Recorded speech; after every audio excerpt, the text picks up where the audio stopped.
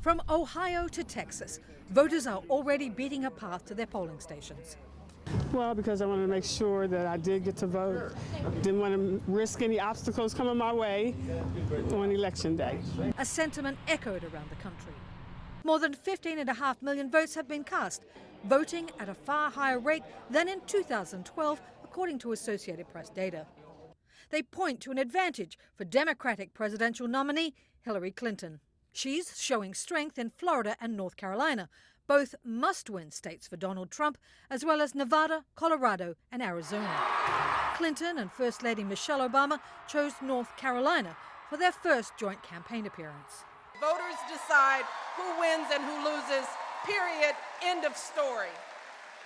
And right now, thankfully, folks are coming out in droves to vote early. It's amazing to see. We are making our voices heard all across this country. In the too-close-to-call battleground state of Ohio, early voting is underway, so make sure, get out and vote. We don't want to give this away. voters do worry about making their voice heard. I wanted to avoid the lines on Election Day, and I wanted to make sure that if I got hit by a bus between now and the election, my vote would still be there. Who did you vote for? Voted for all Republicans. I'll just avoid the big lines on Election Day. Well, I think that she's the better of the two candidates, and Trump kind of scares me. In the first week of early voting, officials in suburban Columbus, Ohio, reported nearly 160,000 in-person and mail-in ballots. I can tell you there's a large interest in this election, and we anticipate about 45%, maybe 45 to 50% of folks will vote early this year. Texas has also seen record early voting compared to the last presidential election.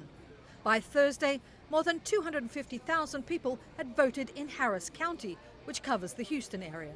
I wanted to make sure and get it done and not leave it till the last minute and not have anything go wrong so I could participate. Completely motivated. We've never seen, we've had record early voting in Houston so far. So, I think that speaks volumes. Early voting is now underway in at least 37 states.